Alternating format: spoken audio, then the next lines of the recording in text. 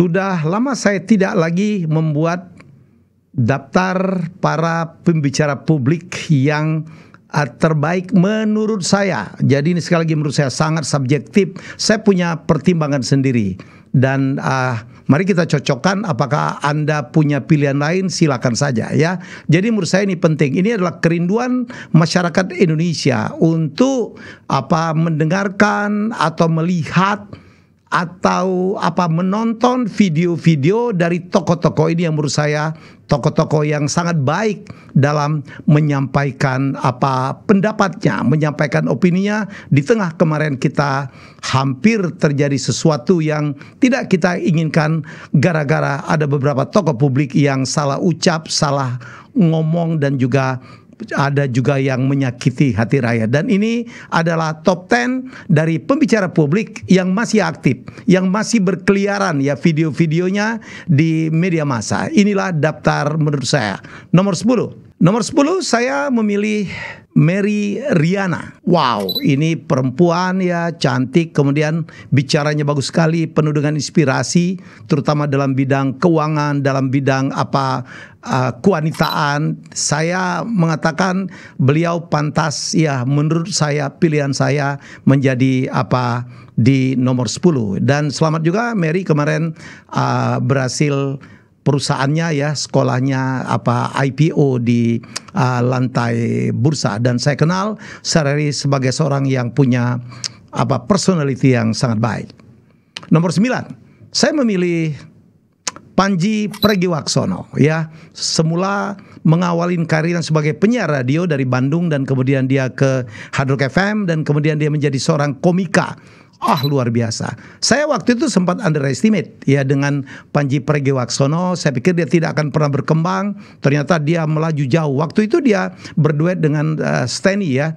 Sehingga waktu itu namanya Steny Panji, Stenji. Saya nggak tahu Steny di mana. Ya walaupun waktu itu Steny lebih populer karena sudah membawakan acara TV, tapi kemudian Panji Pragiwaksono saya tidak menyangka melesat demikian jauh menjadi seorang komika, tokoh stand up komedi, membuat pertunjukan-pertunjukan yang ditonton oleh puluhan ribu orang, dan luar biasa dia sekarang bermukim di New York untuk menantang dirinya agar menaklukkan panggung-panggung stand up komedi di Amerika. Dan yang saya suka dari dia adalah sikapnya berani berbeda gitu dalam sikap politik, dan dia sekarang menyampaikan hal-hal yang berat, hal-hal politik kepada anak-anak muda dan diterima. Saya pikir Panji layak ada di top 10 saya ya.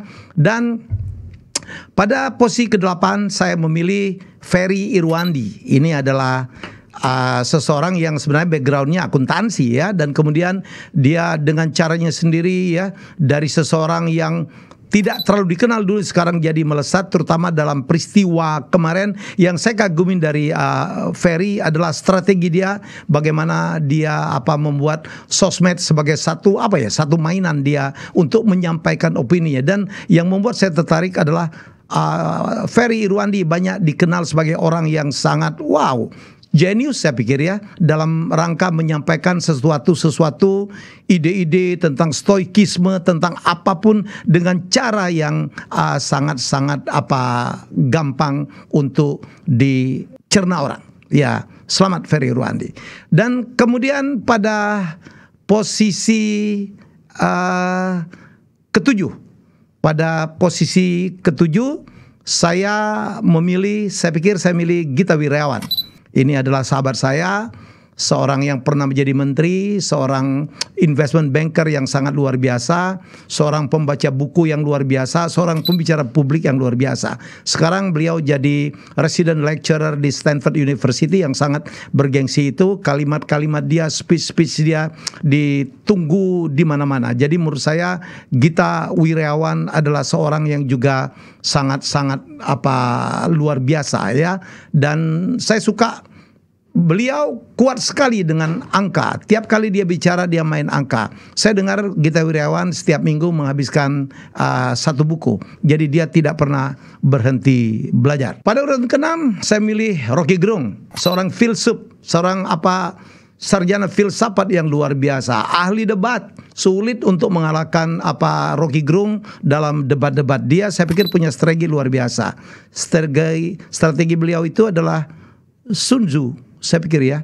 Dia kalau dia berdebat, dia tarik orang ke dalam battle-nya dia, dalam battle peperangan dia. Dia masuk dengan istilah-istilah filsafat, dia masuk dengan tokoh-tokoh filsafat yang kadang-kadang lawannya malu untuk tidak tahu dengan apa yang dia sebutkan, dan begitu masuk perangkap habislah. Jadi saya pikir dia adalah seorang maestro, seorang master dalam perdebatan ya, untuk sesuatu yang kadang-kadang apa yang dia katakan, tapi begitu beliau menerangkan itu dengan istilah-istilah yang jarang bisa dipahami oleh umum dan menjadi sesuatu yang cukup clear. Saya pikir itulah seorang Rocky Gerung ya. Dan kemudian pada urutan kelima saya memilih adalah guru saya, senior saya, kami pernah menjadi partner dalam sebuah konsultan, yaitu Prof. Renat Kasali.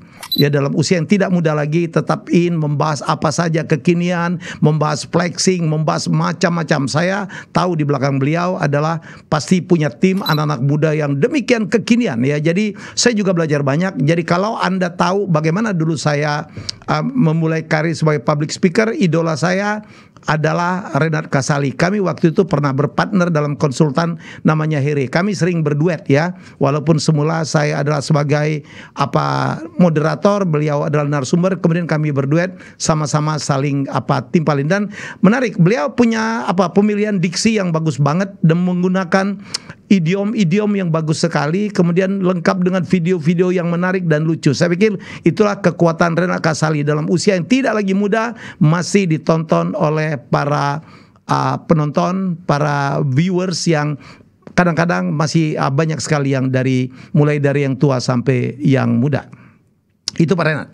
Kemudian pada urutan keempat saya memilih adalah Prof. Mahfud MD. Wow, jadi menurut saya sekarang keberanian beliau mengungkapkan apa menurut pendapat dia secara hukum itu menurut saya menarik. Saya menikmati debat waktu saat Pak Prof. Mahfud MD berdebat di rapat dengar pendapat kalau nggak salah dengan Komisi 3 pada saat kasus yang melibatkan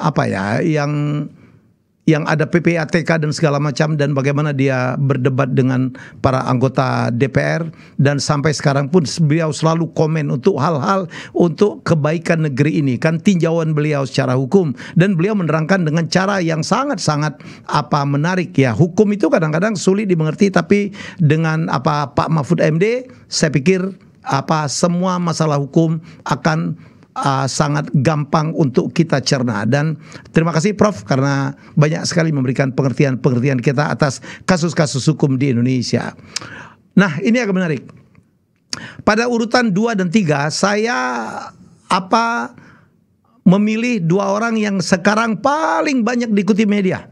Kalau kita lihat di handsets kita, 2 orang ini selalu muncul. Ya, ada dengan YouTube-nya sampai 3 video sehari, dan ada lagi yang cuplikan-cuplikannya. Ada yang pidatonya demikian runtun, dia ada yang cuma statement-statementnya, terutama pada saat stop press dan sebagainya. Saya memilih adalah Menteri Keuangan kita Pak Purbaya dan juga KDM ya Kang Deddy Mulyadi, yang kebetulan baru-baru ini agak sedikit saya pikir mereka berdialog ya, walaupun mereka tidak bertemu tapi berdialog, saling mengadu kemampuan mereka untuk menyampaikan sesuatu, dan sesuatu ini adalah menyangkut keuangan negara, keuangan daerah. Dan saya melihat Pak Purbaya jadi dengan gayanya agak-agak koboi katanya, spontanitas, dan pertama orang menganggap beliau ini arogan, tapi kemudian dia kemudian dicintai oleh banyak sekali views oleh masyarakat di Indonesia. Dia sekarang nggak peduli dengan apapun. Dia bilang di belakang saya cuma ada Pak Prabowo, dia mengerjakan itu adalah untuk memutar ekonomi, untuk mesejahterakan rakyat. Dia ngomentarin ini, ngomentarin itu. Ada orang mengatakan dia offside, ada yang suka sekali. Tapi saya pikir Pak Purbaya public speakernya berbeda ya, dengan pilihan diksi-diksi yang sangat merayat. Semerayat sikap beliau makan di warung-warung biasa aja. Saya pikir Pak Purbaya luar biasa, dan sekarang saya tahu betul banyak sekali orang yang suka dengan Pak Purbaya sekarang. Dan KDM ya, bukan karena saya lagi dekat dengan beliau, juga mempunyai kekuatan yang lain ya. Kalau tidak mungkin dia punya AdSense yang bermiliar-miliar. Artinya apa? Video beliau di mana beliau berinteraksi dengan masyarakat luar biasa, dan saya berkali-kali menyaksikan beliau pidato ya, setengah jam, 1 jam tanpa teks, runtun, ada lucunya, ada mengharukannya, dan melontarkan ide-ide yang saya pikir kadang-kadang saya nggak kepikir, luar biasa. Jadi menurut saya dua orang ini adalah orang putra bangsa terbaik dengan public speaking yang luar biasa ya. KDM banyak dikatakan inilah itulah, tapi saya pikir yang disampaikan oleh KDM adalah bagaimana dia memimpin dengan hati, menyampaikan unek-uneknya. Dia berani untuk menentang siapapun. Kemarin dia datang ke sebuah perusahaan air mineral, dia bilang, dari mana ini begini-begini ya.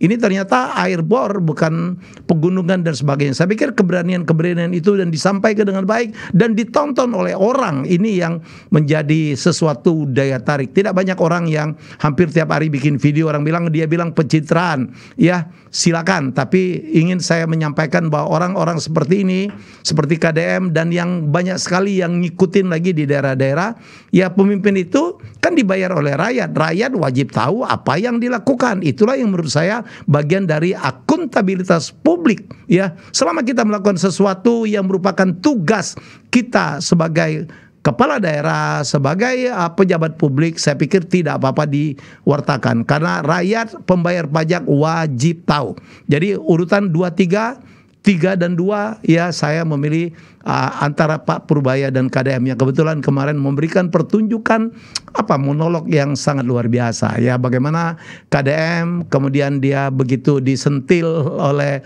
Pak Purbaya, dia mencoba mengklarifikasi, mendatangin BI tidak untuk memprotes tapi memberikan klarifikasi. Ini yang saya pikir dinikmatin oleh rakyat. Begitu dong ya. Dan pada urutan 1 Anda pasti tebak, Pak Prabowo Subianto. Wow, saya berkali-kali ya hadir di acara-acara ya, mulai dulu saat Pilpres gitu, bagaimana beliau pidato sangat mempesona tanpa teks ya, dan puncaknya kemarin ya adalah pada saat beliau pidato di sidang umum PBB yang pakai gebrak banyak dengan bahasa yang sangat tajam, dengan opini yang sangat berani.